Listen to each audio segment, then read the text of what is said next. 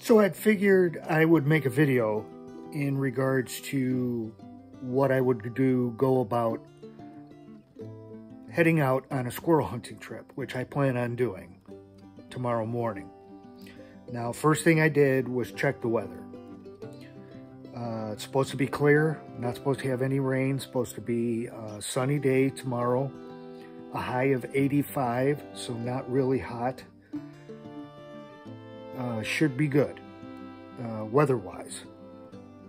Down here in the basement, as you saw from my last video, I have already been outside in my backyard redialing in my scope, so I know that's set. Because I was shooting, I'm going to be using the Flash Pup, Hatsan Flash Pup in 25 caliber. Because I was shooting, I went ahead and I've topped off the air pressure in the gun. I've got my 2 magazines loaded and ready to go. One of the magazines and what I have been using on my trips, or the last trip anyway, with the Flash Pup, one trip, this would be the second time out with it, are the Barracuda Hunter Extremes. That's what this clip is loaded up with. What I was pleasantly surprised with, and what I have the second clip loaded up with, is the Predator Polymags. And these aren't the short versions, these are the regular 26 grain Predator Polymags, and they fit in the magazine. I am not a big fan of these magazines. I had a couple of pellets dump out on me while I was loading it. But the positive is that the Predator Polymags do fit. I do bring, this is the tactical rifle bag that I have, a UTG. I like it. A lot of nice outside pockets for storage. I do bring a tin of the Barracuda Hunter Extremes with me.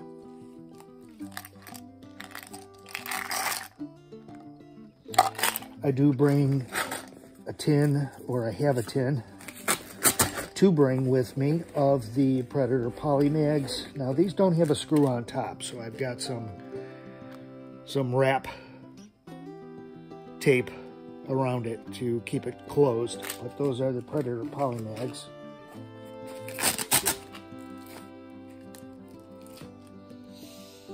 And the other thing, I will make sure I have packed up with all of the gear that I want to bring with me, is my backpack.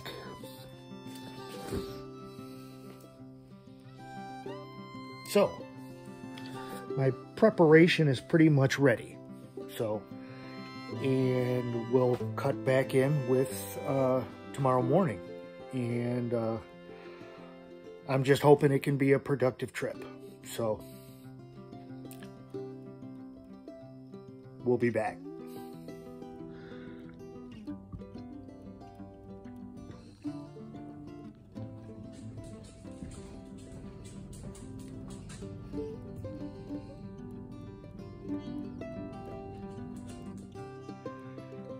Back down in the basement. It is morning, early morning, and I'm just gonna grab my bag and my backpack and gun bag and load up the car, and then head out to the state park.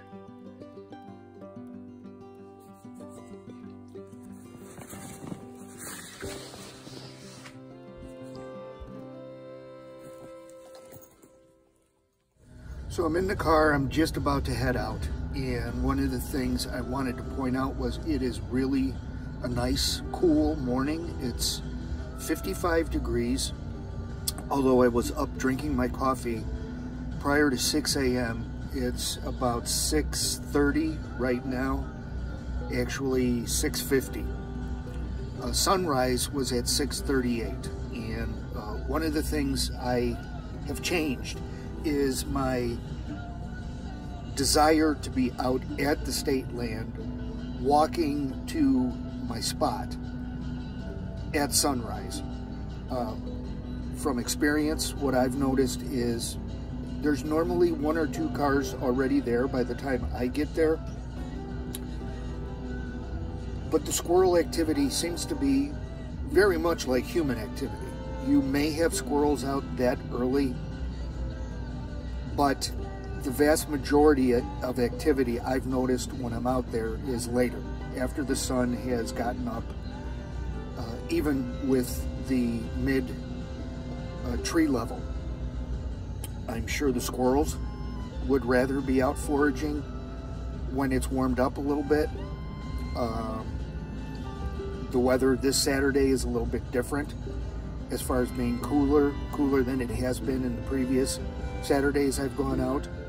And the activity probably isn't going to be too great. So heading out there and being out there at sunrise has not resulted in, more time equaling more opportunity. The squirrels just aren't out until it warms up a little bit.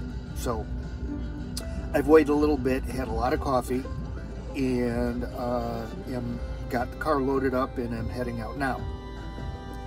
The other thing that I've noticed is on my way out, after getting out there by sunrise and spending, as I said, approximately 3 to 4 hours of hunting time out there, when I go to leave and it's late morning, early afternoon, the amount of cars that are at the state park, specifically in this parking area, is this part of the park where this particular lot is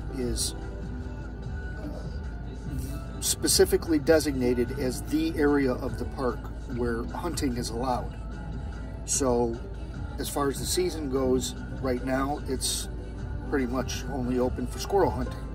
So the people that are out there for squirrel hunting, and the number of cars that are there have increased quite a bit. So a lot of people, it seems like, wait until later in the morning, well after sunrise, to get out there and do their hunting. So that's something I've noticed and have learned from the experience of other people that are going out there. This stretch of road, which is the main street that I need to take to the state park, is Route 6, which was once historic Route 66. What I'm about to drive over here is the Illinois River, which the state public land borders on.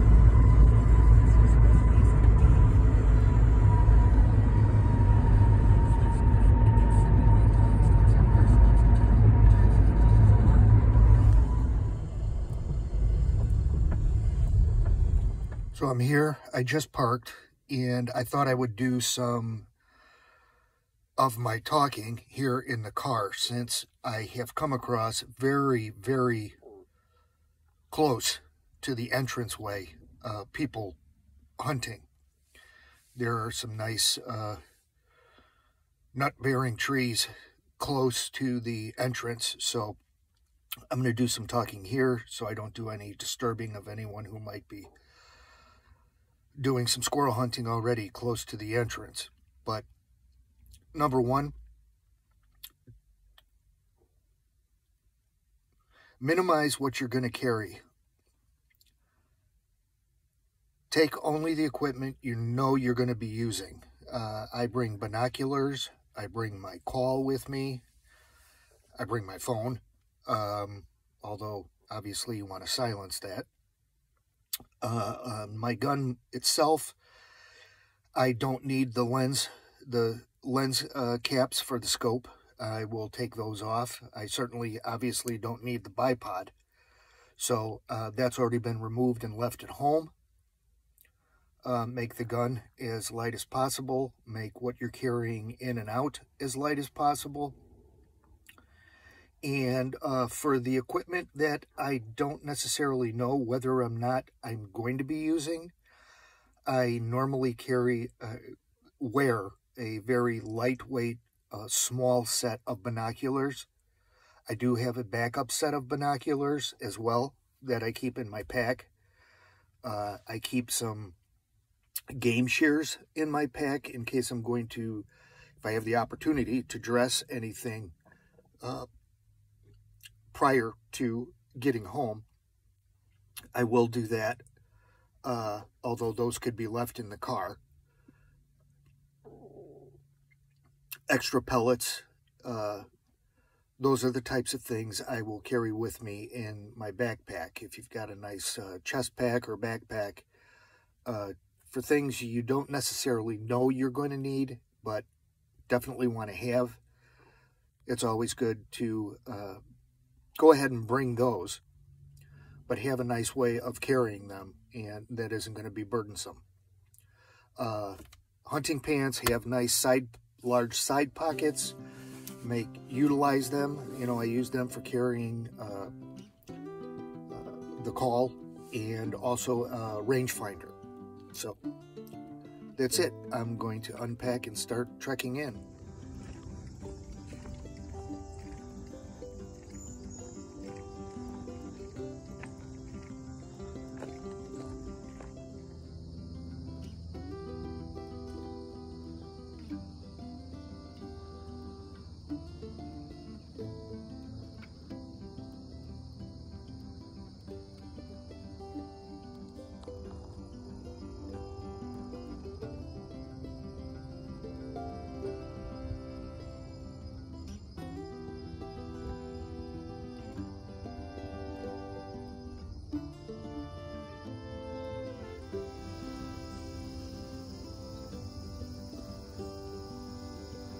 I work my way in through here,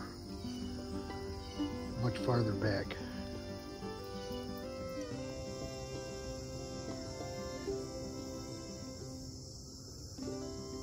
I've been sitting for well over an hour. Did have a squirrel up in this tree right here, way high, and just no matter what I did, call-wise cannot get him to come down into a decent range.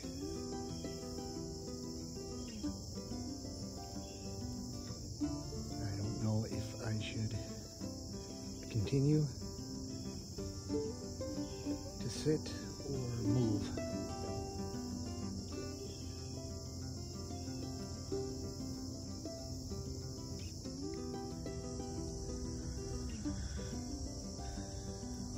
This is the ground cover I've been referring to. Really heavy.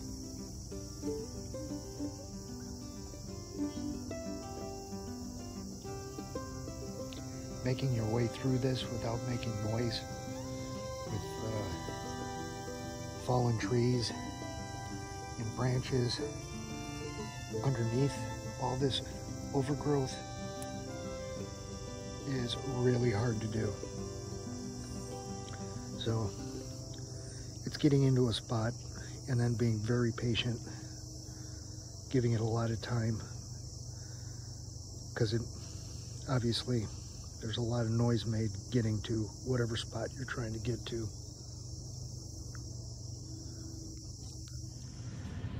So, first magazine related mishap I've had with the flash pup on a hunting trip. I had a shot on a squirrel, and I may have clipped it, I may have totally missed it. All I know is I did have a follow-up shot. The squirrel bolted to the next branch and stopped. And I went to cock the side lever,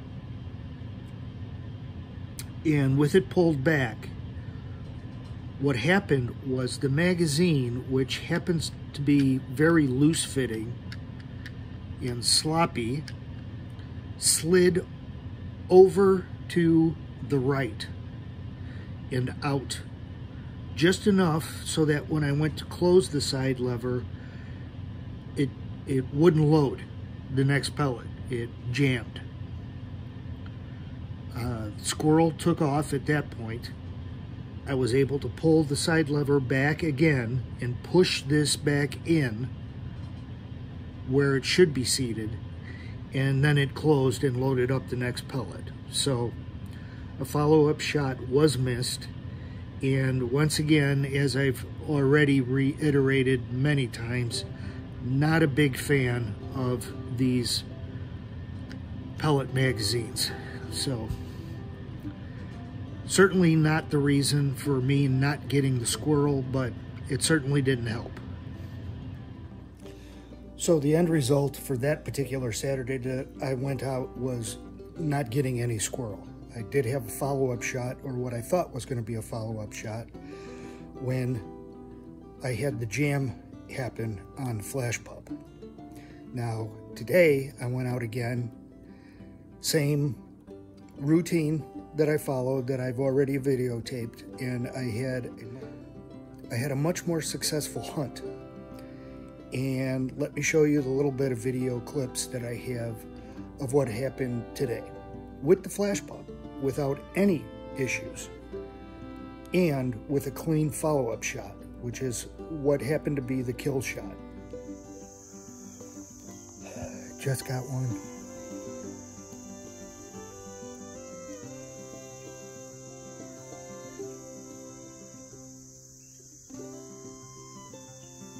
Had a nut in its mouth. Really good 25-yard shot. Let me get him on camera.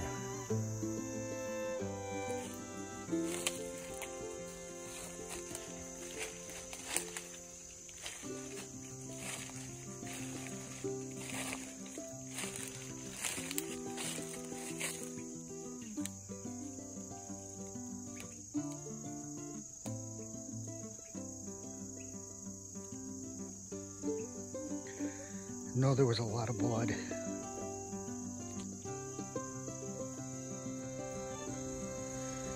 Headshot. Clean kill. Didn't suffer.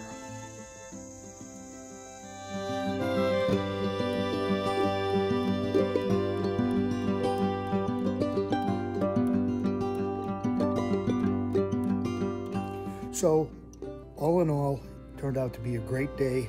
It turned out to be the last day that is open for squirrel hunting at the particular state park that is closest to my house. They only allow up to September 30th.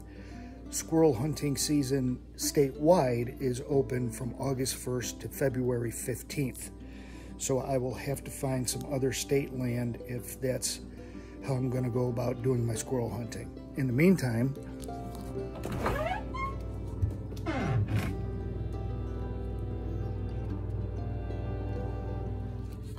squirrel is dressed, cleaned, gutted, and sitting in a bag with milk and water. And the pelt is over here.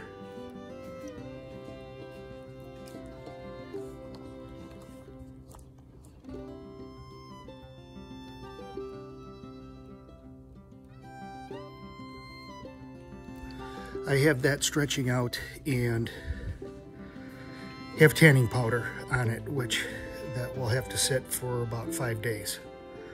So when I was dressing the squirrel out, I was able to recover the pellet that I used, which was, today I did not use the H&N Barracuda Hunter Extremes. I did use the Predator Polymags. And here's the pellet. Really good deformation.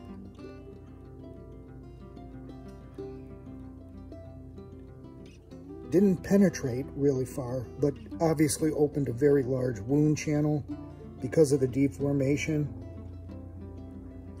And I have found that these Predator Polymags are just super accurate out of the Flash Pup, even better than the Barracuda Hunter Extremes. That will close out this video, guys. Stay safe and shoot safe.